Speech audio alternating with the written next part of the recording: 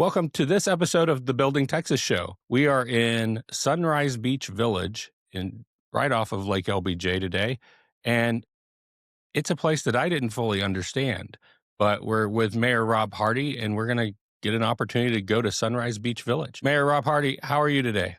I'm doing well, thank you. And yourself?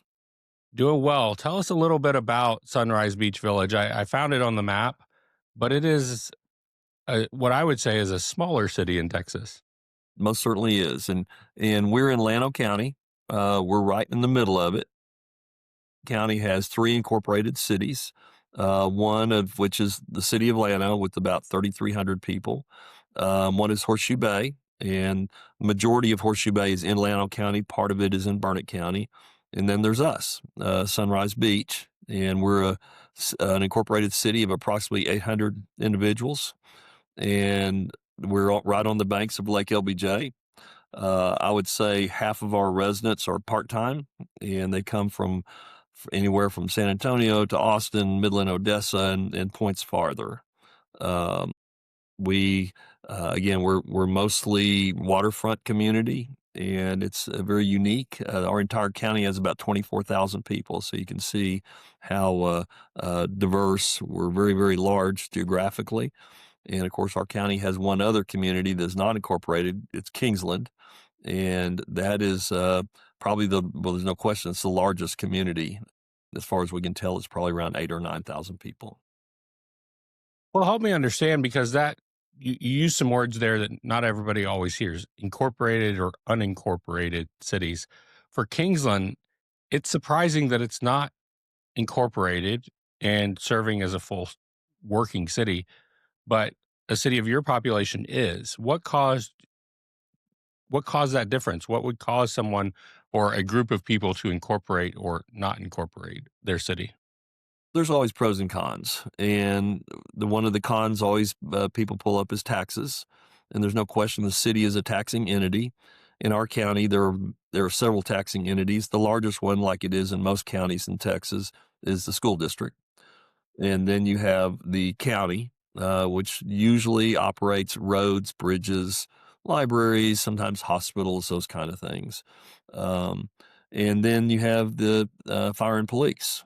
Now, our county has quite a few fire departments. They're mostly volunteer. We have some emergency service districts. But the reason people would go for incorporation is, number one, control over local building ordinances, noise, sound, those kind of things that impact quality of life, and having a paid police department.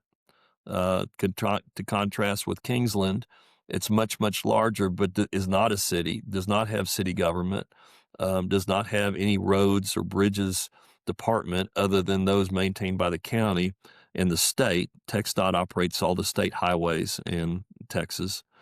But the sheriff's office provides law enforcement, and approximately 80% of the resources of the county, at least in that respect, go towards Kingsland. Which is an imbalance for the rest of the county. And you're paying those taxes. And it's a balancing act when you talk about interlocal agreements with existing cities and counties, and then you look at unincorporated county land. It really can be and feel like the wild, wild west here in Texas. And it can. And again, I mentioned there are pros and cons. And Kingsland, to my knowledge, has tried at least twice to incorporate, overwhelmingly defeated. There's some misconceptions. As I mentioned, a lot of our homeowners are not full-time. We are, I wouldn't say a retirement area, but certainly our demographics are generally tend to be a little older than the majority of the state, especially the urban areas. And so what happens is the waterfront folks that don't live here full-time, they don't have any protections as far as homestead exemptions. And they can't freeze their taxes like other people that are over 65. So those are really the people paying for the services that don't use them all the time. Well, and shifting to a really great service that I'm finding in your community is you have 5 parks. Yes, we do. And people don't think about parks often. I think about it for me and my family, but don't say, well, what does it take to maintain 5 parks for a city of your size? That's a big investment. Well, I'll give you an example. So our city, and like most cities in Texas, water or utilities is somewhat separate. So we have two budgets. So we have the city budget, which encompasses police. Fire is through the emergency service district, so that's not part of the city budget. Parks, facilities, and of course, city government, which includes we have a municipal court of record, and I'll be happy to describe what that means as opposed to a regular municipal court. A city secretary. I'll give you an example. When I first took office, or actually first got on the council several years ago, we were averaging about 20 building permits a month, and that's everything from a fence to a brand new home construction. We're well over 80 a month now, and that part of it is the growth in the community. So back to the parks issue, that is one of our shining stars. We don't have a lot of retail in Sunrise Beach. Um, so what attracts people out here is it's quiet. All of our parks are waterfront. 3 of them have boat ramps. Um, they range from McNair Park, which is large, with pavilions. All of them have restrooms and full running water and bathrooms. As I mentioned, 3 of them have boat ramps. So it's quite the attraction for people because you don't necessarily have to live on the water and pay those on the water taxes to enjoy the lake. Well, let's talk about, you mentioned a couple of things there, and cities have different structures depending on their size. So the city, there's 2 types of cities in the state. There's home rule and, which they have charters, and then general law. We're a general law city. So, but back to municipal court, we do have our own because we have our own police department. I have a total of 12 full-time employees and several part-time. So that's everybody. That's police, parks, facilities, water. We have a very robust water infrastructure, although we are in the middle of, we've been planning for 3 years, mapping out our water system. We bought it several years ago from LCRA, and we've taken it over fully, and we're having to upgrade it to meet new TCEQ standards. So back to, like maintenance and things like that, I do have 2 full-time folks that are really over facilities plus code enforcement. Code enforcement has turned in from a very part-time job to very much a full-time Whole job. time. And then I have our police department, which is really seen as one of our really greatest assets out here. We have a police chief that really embraces community policing. I always tell people we are not into punishing people out here.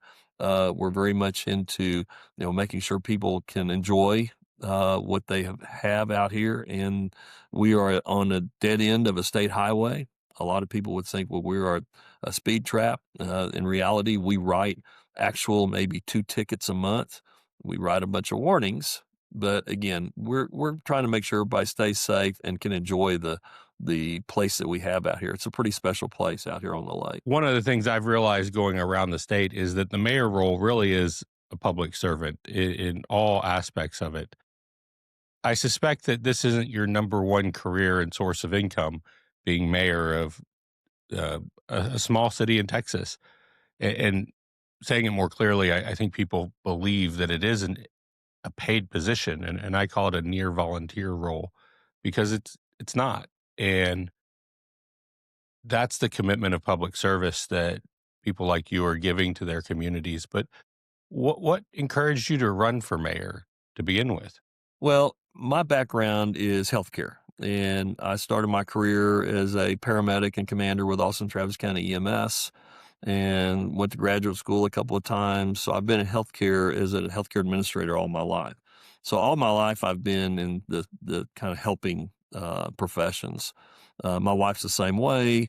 We're very much volunteers, and what talked me into doing this was first being on the council. Now I will say, most cities in the state have a city manager. We do not. So the mayor here is basically the CEO of the city and the city manager. So all the department heads report to the mayor's office. It is not paid at all. There's no pay, no stipend or anything like that. And it does turn into quite a bit of time full time. But I think like most people, this is very much of a volunteering community. It's a team effort, and we have a great group of volunteers, not just in Sunrise Beach, but the entire county is full of volunteers and people willing to help each other out. I think you see that in most places in rural Texas. Now, you brought up the city manager conversation, and I know publicly you're going through that. It's been a community discussion, and what does that look like? What would the advantage or the disadvantage, because there's going to be two sides to it, be to having a city manager come on board for a city of your size? Well, the principal one is because in a general law city, our terms are 2 years. So one of the things that always gets brought up is continuity.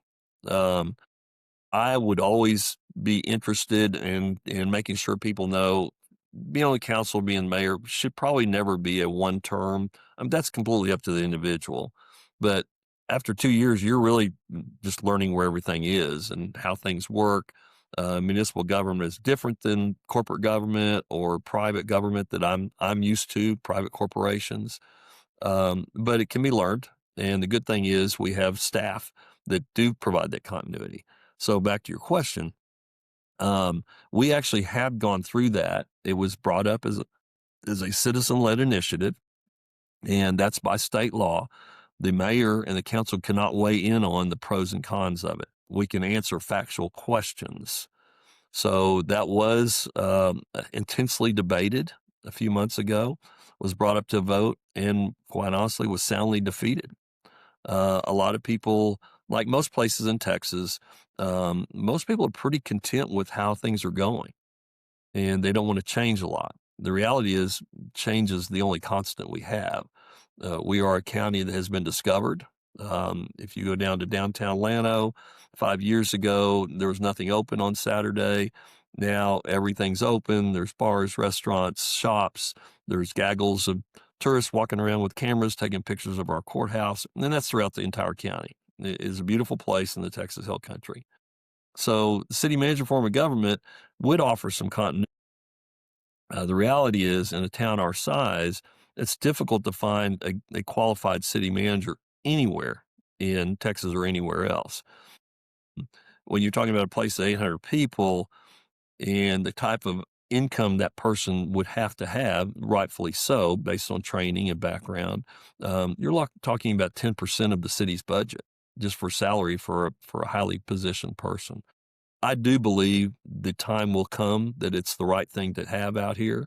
It just the citizens voted that this was not the right time.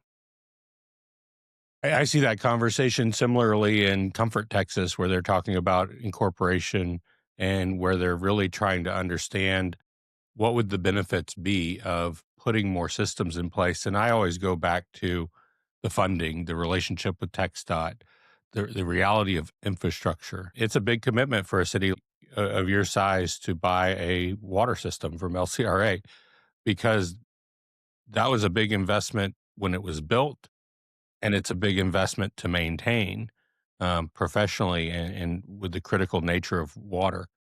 Texas is growing. We think the triangle stops at Austin or San Antonio, depending on how you look at geometry, but it really doesn't. I'm seeing it go further west, and I'm seeing Llano County in particular. Uh, it's always been a desirable place to live. There's no question on the storied history of Lake LBJ and what it's meant to Texans who want to go up and recreate on a beautiful piece of our state. Certainly. Well, the water is always topic number one in our state. Has to be. As many people don't really realize, we're a state that has actually only one and only natural lake. All the other lakes are created by rivers that are dammed up.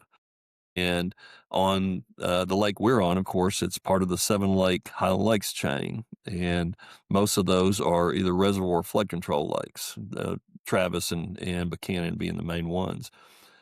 People like to refer to our lake as constant level. As someone that also has a real estate license, I will tell you there's no such thing. The water can always come up and does and will.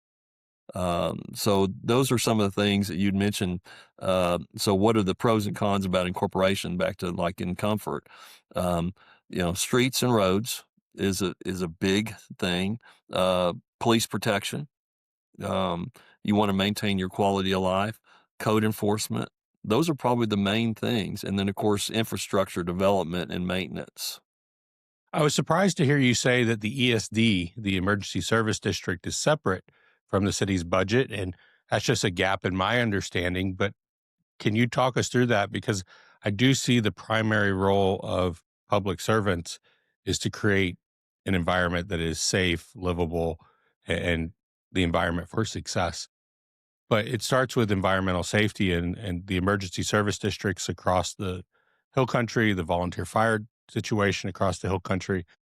I really want to bring more attention to those wonderful volunteers, but then to the challenges that come with it. Well, and I am a volunteer for the Sunrise Beach Volunteer Fire Department, and again, my background is being in emergency medical services. And volunteer fire departments, not just in Texas, but throughout the country, have historically been bake sale, barbecue. That's how and the volunteers end up providing a lot of their own equipment. Just one, if you look at a fireman that's walking into and getting off the truck with their typical yellow pants and the jacket, that's over $1,000 worth of uniform right there, just all by itself. Doesn't have anything to do with the oxygen or any of the rest of the stuff that goes with it. A fire truck these days, we just bought one here in our ESD. It was 10 years old. It was close to $400,000. A new one's about $1.5 million. We're past the being able to solicit, roadside sell at pecan pie to support fire departments. Emergency service districts are a taxing entity, and so they're by definition they're separate. We proposed it out here 3 years ago, and it was a stretch because nobody wants to pay more taxes. And just to get ramped up, we do have a very good volunteer fire department. We now have, like a lot of ESDs, what we call a hybrid, which is we have 2 full-time firefighters that are also EMS trained on duty at any given time, supplemented and backed up by our volunteer fire department. Most volunteer fire departments are aging. If they're not aging, they're people that work. So it's very difficult for them to come to calls during the day. So this really fills a gap in emergency services in rural Texas. We can typically have a call that may take 20 to 25 minutes to get to. And if it's a wildland grass fire, which last year, thank God this 2025 wasn't as bad. 2024 was terrible. We had multiple fires all the way from Fredericksburg all the way up through us that required multiple agencies to respond. And those are volunteers for the vast majority. So that's why ESDs have come into play to allow a different level of support. It also helps fire prevention and insurance rates. So the insurance industry has taken notice of that, and we're what's called a Firewise city, and which actually reduced even though we do not have fire hydrants. Many people don't know in rural Texas, most people have septic systems. We at least have a water system. A lot of people have wells, but they're certainly not, our water system will not support fire hydrants. So those are stopgaps that a lot of people in urban areas don't really, I think, can understand what we have out here. Well, and it's to the point when I see people moving here from Harris County or other places around the state, it's reminding them it doesn't work like it did in your city. You need to come in, understand the lay of the land, and understand where the people are giving of their time, because it is a lot of volunteer work that makes our rural communities hum. Couldn't do without it. Well, Mayor Rob Hardy, thank you so much for your time today. It's a pleasure to meet you, to hear about a city of this size. Since we're in 2026 now, what would you encourage Texans to think about as they come to the lake and they find your city? We want them to come out here. We encourage folks to come and enjoy the same kind of things we enjoy on a daily basis. Just always remember safety is first, and we're not close to many things at all. Um, and to be aware and just make sure that you have a good time and take care of your fellow citizens and the people next to you on the lake. Well, thank you so much. It's a pleasure to meet you, and I look forward to visiting the lake Yes, as it sir. warms up. Come on out.